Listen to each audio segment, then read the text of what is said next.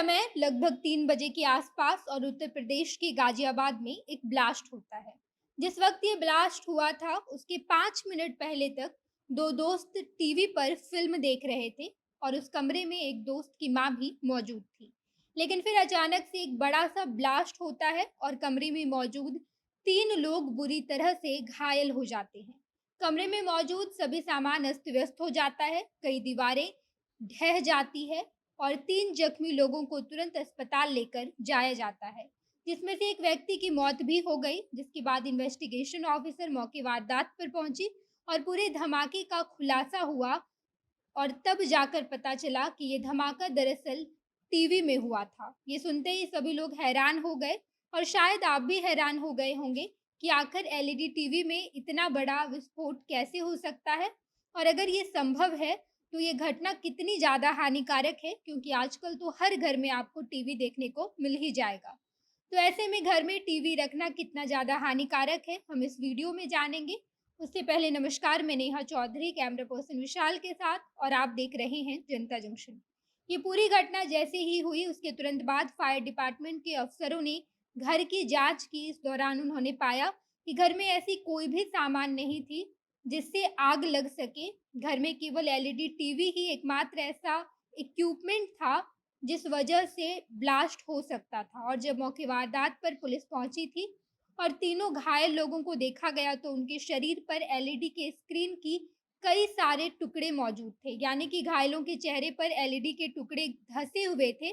देखने पर भी साफ तौर पर मालूम हो रहा था कि अगर ब्लास्ट हुआ है तो वो एलईडी टीवी में ही हुआ है। और जैसे ही एलईडी टीवी ब्लास्ट करता है, वो सीधे फ़िल्म देख रहे दोनों दोस्त के चेहरे पर छिड़क जाता है और एलईडी स्क्रीन के टुकड़े उनके चेहरे पर धँस जाते हैं। गाज़ियाबाद के 2 दोस्त जो फ़िल्म देख रहे थे, उनका नाम आमेंद्र और करण है और वो दोनों फ़िल्म करण के घर पर ही देख रहे थे और उस कमरे में करण की माँ भी मौजूद थी। और जैसे ही धमाका होता है, पूरा घर ब्लास्ट हो जाता है, जिससे कि घर की कई सारी सामान क्षतिग्रस्त हो गई और जिस कमरे में ब्लास्ट हुआ वहां दीवार में दरारें भी आ गई थी। पुलिस ने बताया कि जैसे ही हमें धमाके की जानकारी मिली, हम तुरंत मौके वारदात पर पहुंचे और कमरे की छानबीन करने लगे, लेकिन हमें ऐसा कोई भी सामान नहीं मिला जिस वजह से कमरे में धमाका हो सकता था। उन्होंने बताया कि केवल एलईडी टीवी ही एक ऐसी इक्विपमेंट थी जिसकी वजह से ब्लास्ट होना संभव था।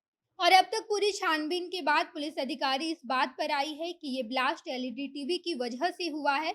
ये घटना उत्तर प्रदेश के गाजियाबाद की है और जैसे ही इस घटना के बारे में आम लोगों को पता चला तो सबके मन में एक ही डर हो गया है कि क्या हम घर में एलईडी टीवी या फिर कोई भी टीवी रख सकते हैं। तो आज हम आपको इसका भी जवाब देंगे। हमने एक्सपर्ट्स की राय ली। उन्होंने बताया कि एलईडी टीवी में विस्फोट होने की संभावना तो होती है, लेकिन टीवी में ऐसे बहुत सारे डिवाइस लगाए जाते हैं जिससे इसका खतरा कम हो जाता है। जैसे कि टीवी में कैपेसिटर लगाया जाता है और अगर वो कैपेसिटर खराब हो जाए या फिर पुराना हो जाए तो टीवी में ब्लास्ट होने की संभावना बढ़ जाती है। टीवी में मौजूद कैपेसिटर का काम होता है कि वो बिजली की सप्लाई को नियंत्रित करता है, यानी कि कभी भी अचानक से बिजली का सप्लाई बढ़ जाता है या फिर कम हो जाता है तो वो बिजली को कम करके या फिर ज़्यादा करके टीवी के अंदर के शोर को भी नियंत्रित करने का काम करता है। और कैपेसिटर की वजह से टीवी में ब्लास्ट होने की संभावना भी काफ़ी कम हो जाती है। लेकिन अगर कैपेसिटर पुराना या फिर खराब हो जाए तो टीवी ब्लास्ट कर सकती है। लेकिन गाजियाबाद की जो घटना है वो इतनी ज़्यादा खतरनाक है कि ये कैपेसिटर की वजह से नहीं हो सकती।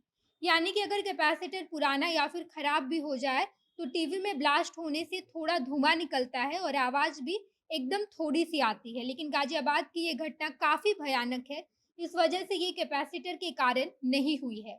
बाकी कभी-कभी टीवी में वोल्टेज में फ्लैक्चुएशन की वजह से भी ब्लास्ट हो जाता है। कभी-कभी वोल्टेज अचानक से ज़्यादा बढ़ जाने या फिर कम हो जाने की वजह से भी टीवी ब्लास्ट हो जाती है। हालाँकि यहाँ पर इस बात की भी संभावना बहुत कम है, क्योंकि टीवी में कई सारे ऐसे कंपोनेंट जोड़े जाते हैं जो वोल्टेज को कंट्रोल करती है। इस वजह से ब्लास्ट जैसी घटना इस कारण नहीं हो सकती।